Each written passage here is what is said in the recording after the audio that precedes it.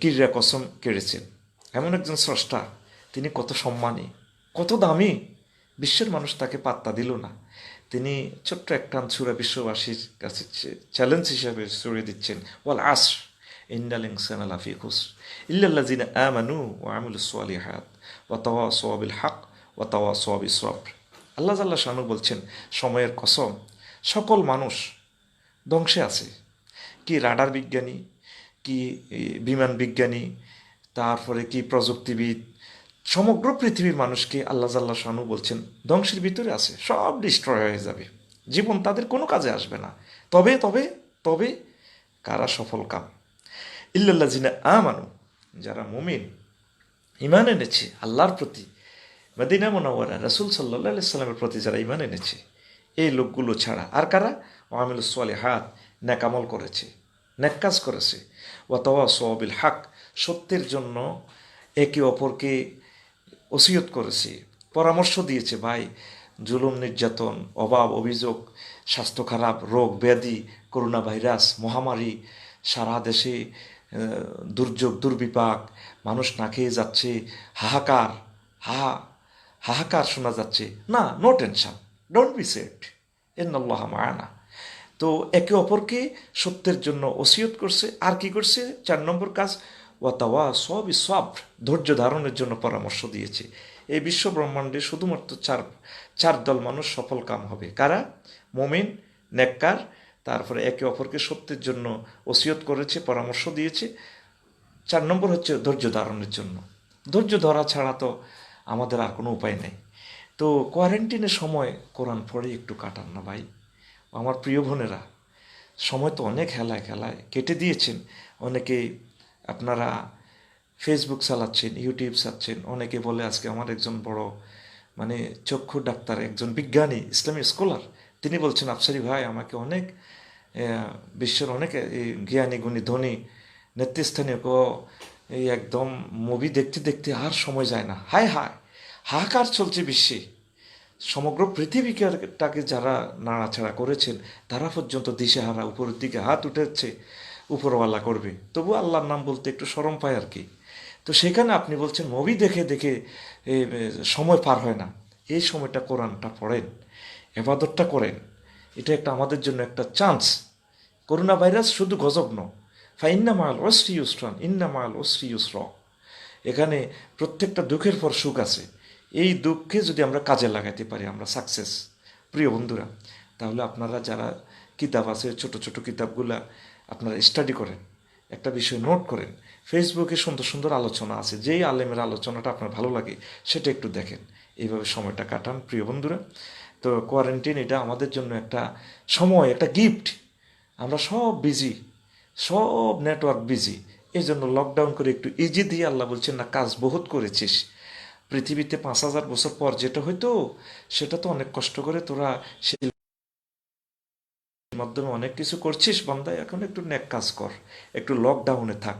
লকডাউনের কথা তো কোরআনেই আছে, ফাইজা ফারাগতা ফানসাব ওয়াইলা রব্বিকা ফারগাব। হুজুর, আপনি যখন লকডাউনে পড়েন, দুনিয়ার কার্যক্রম যখন লকডাউন হয়ে যায়, আপনার প্রভুর দিকে মতাবাজ্য হয়ে যান। সূরা ইনশিরাতে বলছেন লকডাউনের কথা। তো প্রিয় বন্ধুরা, আর কথা বাড়ালাম না। 2 নম্বর অপশান, পরিবারের প্রতি দায়িত্ব।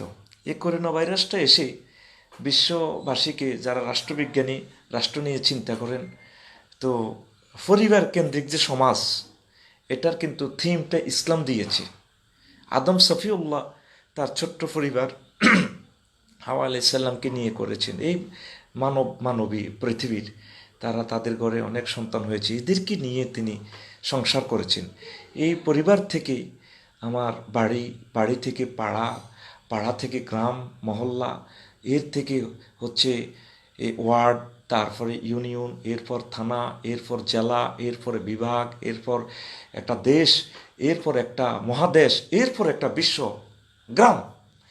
এই আমরা আবার গো ব্যাক নেচার, কোয়ারেন্টাইনের মাধ্যমে, আইসোলেশনের মাধ্যমে, লকডাউনের মাধ্যমে আমরা আবার গো ব্যাক নেচারের দিকে ফিরে এসেছি। দেখেন, পয়গাম্বরগণ তাদের সন্তানদেরকে ওসিয়ত করতেন, আমরা মরে গেলে তোমরা কার ইবাদত করবে, ওয়া বিহা ইব্রাহিম বানিহি ওয়া ইয়াকুব ইয়া বানিয়া ইন্নাল্লাহ ইস্তাফা লাকুমুদ্দিন ফালা তামুতুন্না ইল্লা ওয়া আনতুম মুসলিমুন। ইব্রাহিম খলিলুল্লাহ তার সন্তানদেরকে ওসিয়ত করেছেন মরার আগে। তেমনি করে ইয়াকুব আলাইসাল্লামও তার সন্তান ইহুদি নাসারা যারা তা বর্তমান দাবিদার এদেরকে ওসিয়ত করছেন, ওহে সন্তানেরা, আমার সন্তানেরা, ইন্নাল্লাহ ইস্তাফা লাকুমুদ্দিন, আল্লাহ তাআলা শানু তোমাদের জন্য এই দিন নির্বাচিত করেছেন, ফালা তামুতুন্না ইল্লা ওয়া আনতুম মুসলিমুন, তোমরা মুসলমান না হয়ে মরিও না। দেখেন ইব্রাহিম আলাইসাল্লামও ইসলামের কথা বলেছেন, ইয়াকুব আলাইসাল্লামও ইসলামের কথা বলেছেন, কিন্তু বর্তমান ইহুদি এবং নাসারা তারা গায়ের জোরে তারা তারা ওল্ড টেস্টমেন্ট, তারপরে বিভিন্ন ধর্ম, তারা ইহুদি এবং বৌদ্ধ ধর্মটা ধরে রেখেছে হিংসার বশবর্তী হয়ে।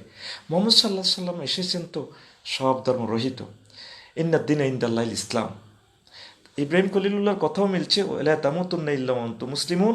ইয়াকুব আলাইসাল্লামও সেটা বলছেন। তাহলে মুসলিম যারা, তাদের ধর্ম হচ্ছে ইসলাম, সব ধর্ম ডিলেট। আমরা 4200 ধর্ম আবিষ্কার করেছি। অনেকে বলে দিই ইব্রাহিম খলিলুল্লাহ তো মূর্তি পূজা করেছেন, কাবার ভিতরে 360টা মূর্তি। তো এখন দেখেন আল্লাহ সাল্লাহ শানু বলছেন, ইহুদিন আসারারা যখন বলছে আমরা মূর্তি পূজা করছি, ও মোহাম্মদ এটা তো ইব্রাহিম খলিলুল্লাহ করেছেন, কাবা শরীফে মূর্তি ছিল, যেটা বর্তমানেও কিছু কিছু লোকে দাবি করেন, হ্যাঁ কিছুদিনের জন্য মূর্তি রাখা হোক। তা আল্লাহ প্রশ্ন করছেন সূরা বাকারার 133 নম্বর আয়াতে, আম কুনতুম শুহাদা ইজ হাদারা ইয়াকুব আল মাউত, তোমরা কি ইয়াকুব আলাইসাল্লাম যখন মরছে, এন্তেকালের সময় তার এই সন্তানদেরকে যখন ওসিয়ত করছিলেন, তখন কি তোমরা উপস্থিত ছিলা? ও ইহুদি নাসারা বাইতুল মাকদাস দখল করে সেখানে তোমরা মূর্তি পূজা করছো, মুসলিম আল্লাহকে ইবাদত করতে দিচ্ছ না, তোমরা কি উপস্থিত ছিলে? কোরআনের মেসেজ। ইসকল আলী বানিহি, যখন তিনি তার সন্তানদেরকে বললেন, মা তা'বুদুন মিন বা'দি, আমি মরে গেলে এ বিশ্ব থেকে তোমরা কার ইবাদত করবে? ক্বালু না'বুদু ইলাহাকা ওয়া ইলাহা আবাইকা ইব্রাহিমা ওয়া ইসমাঈলা ওয়া ইসহাকা ইলাহান ওয়াহিদ। ও প্রিয় আব্বা, আমরা ইবাদত করব আপনার রবের, আপনি যার ইবাদত করেছেন, আর আপনার আব্বা যার ইবাদত করেছে। আপনার আব্বা হচ্ছেন ইব্রাহিম, আপনার আব্বা হচ্ছে, তার সন্তান হচ্ছে ইসমাইল, ইসহাক। ইসমাইলের বংশ থেকে এসেছে আমার নবী মুহাম্মদ সাল্লাল্লাহু আলাইহি সাল্লাম। ইসহাক আলাইহিসসালামের বংশ থেকেই বর্তমান ইহুদি এবং নাসারা। তো ওনারা যার ইবাদত করেছে, ইলাহান ওয়াহেদান, তাদের রব ছিল এক, তাদের রবকে আল্লাহ জাল্লা শানহু, ওয়া নাহনু লাহু মুসলিমুন, আমরা মুসলমান। তো ধর্ম যারা মূর্তি বানাইছেন, বুদ্ধিস্ট আমার প্রিয় ভাইয়েরা, কেউ আপনারা আমাদের কথা শুনতেছেন না। সমগ্র বিশ্ব মন যা চায় নিজেরা ইলাহ, নিজের নফস থেকে ইলাহ বানিয়ে নিয়েছেন। আমার হিন্দু ভাইদেরকে বলে না আগের থেকে আমরা নাহনু ওয়াজাদনা আলাইহি আবানা, আমাদের আব্বাকে দেখেছি এগুলা করতে। কিন্তু আপনার আব্বা কার ইবাদত করেছেন সেটা তো আপনি খেয়াল করলেন না। সূরা বাকারার 133 নং আয়াত বিশ্ববাসীকে আল্লাহ জাল্লা শানহু বলে দিচ্ছেন মুহাম্মদ সাল্লাল্লাহু আলাইহি ওয়াসাল্লামের মাধ্যমে। তো এখন কবরে যদি ফিটা খান, এরপরে যদি শ্মশান খোলা মারি খান, আহা মাবুদ বুঝলাম না, আমাদের আব্বা আম্মা শেষ করছে, তিলকা উম্মাতুন কাদ খালাত লাহা মা কাসাবাত ওয়া লাকুম মা কাসাবতুম, সে উম্মত তো গুজারিয়ে গেছে, আপনার বাপ দাদা চলে গেছে, তাদের ব্যাপারে আপনাকে প্রশ্ন করা হবে না। তারা কি পথভ্রষ্ট ছিল কি ছিল না সেটা আপনাদেরকে প্রশ্ন করা হবে না। আপনার আমল, যার যার আমল তার তার কবর। আপনি এই বিশ্ব ব্রহ্মাণ্ডে কত কাজ করলেন? 24টা ঘন্টা কাজ করলেন, 8টাতে দোকান খোলেন, 12টাতে যান, হিসাব মিলেতে বাকি টাকা কালেকশন করতে করতে রাত শেষ। লকডাউন আল্লাহ দিয়েছে আপনাদেরকে নেয়ামত হিসাবে, কাজ করার জন্য, স্রষ্টাকে চিনার জন্য। প্রিয় বন্ধুরা, এই পরিবারের প্রতি দায়িত্বশীল হওয়ার জন্য, আপনি ডাক্তার, আপনি ম্যাজিস্ট্রেট, উপজেলা নির্বাহী অফিসার, আপনি আফসারি, সারা রাত ওয়াজ করেন, আসেন রাত 4টা বাজে অনেক মাল কামাইয়ে, আপনি নাবিক, আপনি ইঞ্জিনিয়ার, কিন্তু ফ্যামিলিকে সময় দেন না। এই করোনা ভাইরাস আল্লাহর একটা খাস রহমত হিসাবে নাজিল হয়েছে। এখন আমি আমার সন্তানদেরকে সময় দিচ্ছি। আমার সন্তানকে যদি আমরা নৈতিকতা না শিখাই, কিছু কিছু কাজ আছে প্র্যাকটিক্যালি সন্তানদেরকে নিয়ে করা, ফ্যামিলিকে নিয়ে করা। করোনা ভাইরাস এই রহমত নিয়ে এসেছে। তো যারা কোয়ারেন্টিনে আছেন, আইসোলেশনে আছেন, এই কাজটা করেন, পরিবারের প্রতি দায়িত্ব নেন। আপনার ছেলে ম্যাজিস্ট্রেট হলে কীভাবে আল্লাহকে ভয় করবে, ডাক্তার হলে, বিচারক হলে, রাষ্ট্রপতি হলে, মন্ত্রী হলে, এমপি হলে, চেয়ারম্যান হলে কি করবে, কিভাবে সে কি কাজ করবে, আল্লাহকে কিভাবে ভয় পাবে, এই হাতে কলমে প্র্যাকটিক্যাল লোকমান হিকিম শিখিয়ে দিয়েছেন। ইয়া বুনাইয়া লা তুশরিক বিল্লাহ ইন্নাশ শিরকা লাযুলমুন আযীম, ওহে আমার ছোট্ট সোনামণি, আল্লাহর সাথে শরিক করো না। পহেলা বৈশাখ এগুলো তো শিরকিয়াতের আমল। নবীর দিন দিছে 2টা, আমরা দিন বানাই রেখেছি হাজার হাজার, শতে শতে দিন। এগুলো বুঝতে হবে। সন্তানদেরকে শিরক, বিদআত থেকে যাতে তারা মুক্ত থাকে, এই শিক্ষাটা পরিবারের সাথে প্রতিদিন 5 বার কোরআনের দার্সটা একটু দেন না ভাই। আপনি প্রত্যেক গজবকে গজব মরবেন না, অনেক গজবের সাথে রহমত আসে। অনেক টর্নেডোর সাথে বড় গাছটা ভেঙে দেয় ছোট গাছগুলোর জন্য রহমত।